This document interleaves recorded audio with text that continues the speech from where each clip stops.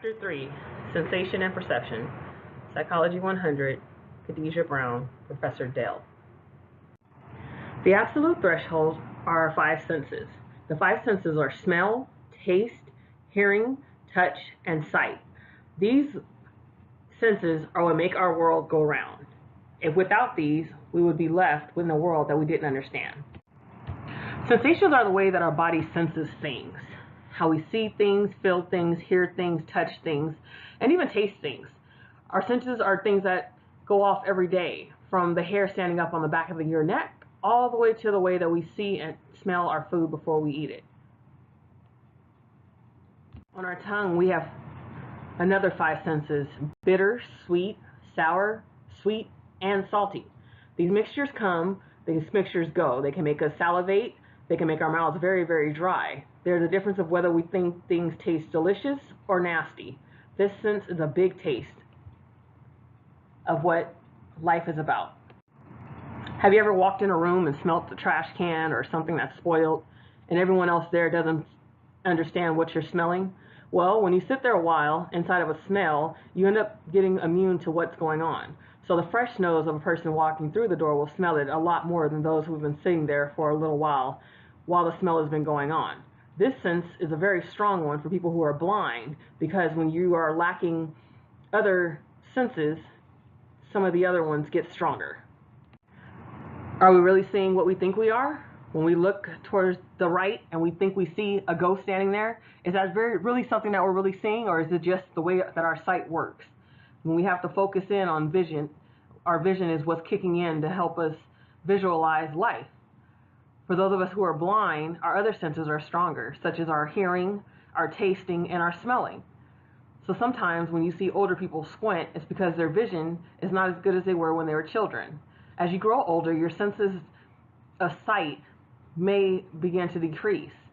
This is a neurological thing that happens, and most of us will experience that from wearing glasses or just squinting when we read different books because we don't want to accept the fact that our vision isn't as good as it is.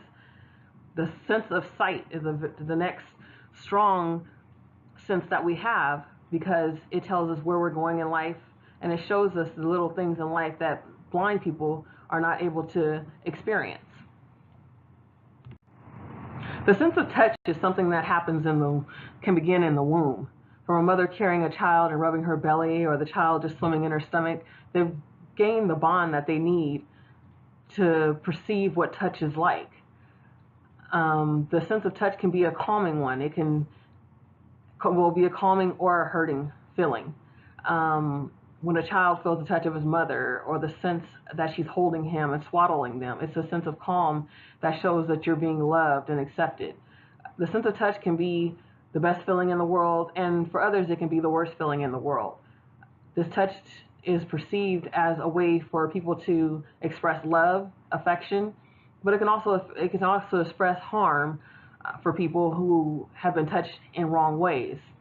So touch is a very important thing, because we need to feel touched to understand what it's like to be loved. Have you ever had a conversation with someone and wondered, were they even listening to anything that you had to say? Someone who made you speak loudly and keep repeating yourself because they could not hear you. The hearing sense is something that with time can also be less than what it was when you were younger. A lot of people don't understand that when people lose their hearing, that they're not being disrespectful, but they're honestly not able to attain what's going on at the time. My children, I find sometimes when I speak with them, I ask them, can you hear? Do you understand what I'm saying? And when I got them tested for having their ears checked, they were perfectly fine. So I knew that they were using what they call selective hearing. Selective hearing is when you tune out what you don't want to hear, because your perception is making you expect a different outcome of what the conversation would be like, or you're shutting down because you do not want to entertain what the person is saying. So the hearing is a very good way of indicating whether someone is listening to you and whether someone can hear and understand what you're saying. In order to be able to hear, you have to be able to have no obstructions in your ear and watch the way that you clean it, because any type of obstruction can mess up your perception of what you are hearing. And they have the perception of eavesdropping, where people are trying to hear a conversation that they really shouldn't be inclined to hearing, and they hear what they want to hear just the same way, because they're feeling as if they're being talked about, or hearing gossip and things like that. So our hearing is very, very important to us. How our senses work. Each sense that we have is unique to our being. A blind person would have a better hearing because when you have one sense that is lacking, the other one actually picks up the work. For instance, a blind or deaf person would have a strong sense of smell. They can smell things being cooked. They can smell body odor. They can smell a lot of different things that someone who has all their senses wouldn't probably even be honed to understanding. So when one lacks, the other one does pick up. So if you can't smell as good, you can probably hear a lot better. If you can't see as good, your hearing may be way stronger. For people who are blind and deaf, their sense of smell and touch is actually what helps them get along in the world, because they have to be able to touch the things around them and understand who's around them and why they're around them and what they're doing. So they may be a little bit more jumpy because they're not understanding why you're touching them or what they're touching and where they're going. Now, for someone whose hearing is good and they're blind, they need that in order for them to survive in the world also. Crossing the street or hearing a conversation, having someone narrate to them what's going on, what the sky looks like, what the picture looks like. Their sense of touch will be a lot stronger because they're unable to visualize what's going on. So for them, they would have to use their sense of touch to describe to them, where they can set in their mind a picture of what's really going on. So we've all had those moments when we're sitting there and the hair starts to stand up on our arms. A lot of times it's because our bodies are cold. A lot of times people say, it's different spirits and things like that inside of a room. But our sense of touch is very, very sensitive. Let's just say if you touch, there used to be where if you touched an electrical cord, then your hair would stand on end. Or if someone touched you in a way that you did not appreciate or feel comfortable doing, your hair would also stand up because it would send a chill down your body, which shows that you're not comfortable with what's going on. The sense of touch, this is our lowest level of conscious detection of touch.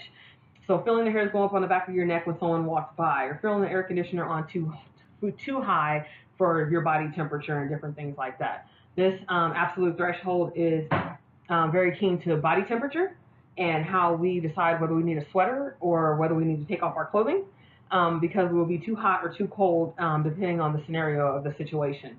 So the absolute threshold is basically, like I said, our lowest level of conscious detection of touch, feeling of the hairs going up on the back of your neck and you getting a chill.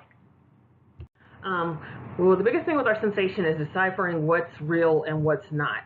We can be very prejudiced, we can stereotype people, and we can do these things without even knowing. From a young child, you learn different self-images that you want, different experiences, different beliefs. So a lot of times when children have grown up with one way of thinking, because that's what they were taught by their parents, when they're adapted to the outside world, they don't realize what other people do and what other people think is not wrong. It's just they can agree to disagree. So our mindset of what we want in life, what type of jobs we have, what type of hairstyle we want to have, what type of body we want to have, what shape we think is good, what type of husband we want. All of these things are examples of the sensations and the fears that we have with the expectations in our lives. Am I going to be a good lawyer? Will I be a good teacher? Will my husband be rich? Will he be tall, dark, and handsome? Will my children be beautiful? All these are different things that are the sensations that go off in your mind, and you have to decipher them from reality and what is fake. And once people decide what's from what they can and can't have, they end up living happier lives. So in many ways, our mind can play tricks on us. When you first look at this picture, it looks like a woman, a young woman, but if you really look at the picture the other way, it's actually an older woman. So our eyes can play tricks on us because it's all about how we perceive life. If you saw a woman walking down the street and her pants were ripped, okay, some people would say, yeah, she's homeless, but other people would think that maybe she had been attacked and she needed some type of help. How we perceive people and how we want people to perceive ourselves is all a determining factor of our sensations. When you feel comfortable around someone, you feel a sense of trust. When you feel uncomfortable, you clutch your purse a little bit tighter, or you make sure your wallet's in your pocket because you're untrustful. And the perceptions that you give can be super discriminatory towards people depending on who you're talking to and in what context. So you always have to be mindful and respectful of how you perceive people, because you want them to perceive you in a respectful manner also. So gaining that perception of how we are towards each other will make us a lot more respectful, because we understand that people are an open book, and until we understand who they really are, we can't understand them as a person. So how we decipher from what is reality and what is an illusion? Well, have you ever sat there and looked at a picture and saw it, and as you looked at it, it looked like the picture was jumping out at you? Well, you have to decide, is that picture really moving, or are your eyes playing tricks on you? Our sensations can overpower our perception and have us assume things different than how they are. If you saw someone walk towards your room or come out of your room, but they have passed by your restroom, do you think that they stole something from you? Well, in our perception, certain senses go off that make us untrustful of people. So once we decipher what's real and what's fake, we can then be better people than the judgmental ones that we may assume. Our company that we keep, is it a good friend or is it a bad friend? It's all about perception and how we once again receive them for who they are. So how to decipher from the reality with illusion? You have to take the time and you have to think of every option, and you have to look at it and say, hey, is this real? Is this fake? And take a moment sometimes and sit back and just talk to yourself. So when you look at this picture, it's called the rotating wheels of an illusion. And it's basically if you look at it very closely, the object inside of the picture will start to spin. So this is basically the optic nerves, and they play tricks on you as you sit there and envision what's really going on in this picture. So this is one of the situations where you have to decipher, is the page really moving, or are your eyes being basically subliminally being trained by the picture? If you look at it for a long time, you do see the picture move, and it does look like you're spinning, and it does kind of make you dizzy. But the rotating wheels are also a part of our perception, how we can analyze things and how we look at things. Are they going inward, or are they going outward? Are they coming out at you, or are they going inside? So this is another way for us to sit back, like we said, and realize what's real and what's fake. The good old blind spot. Okay, so the blind spot is basically a part of your brain of your vision that you won't be able to see past let's say your shoulder. So this is very important, especially when driving, keeping your distance with people and looking over your shoulder. For instance, me personally, just the other day, I was on the freeway and I was getting ready to change lanes, and I turned my head, but I didn't turn my head completely, and almost basically was ran off the road by a car that basically probably wasn't paying attention either. Your blind spot is a very sensitive part of your body because it's not something that you can change. All you can do is basically turn your whole body to make sure that you are in the right space that you need to be in. They do have mirrors and things like that you check to make sure that your blind spot is clear before you do move. But also your blind spot can be important just coming out of a grocery store in the middle of the night, making sure someone's not following you. But that's where your sense of safety actually comes in, where you feel someone, or you hear someone's footsteps, or you hear someone breathing, and so you know that you're unsafe. So using this as one of your perceptions is a good way for you to stay safe.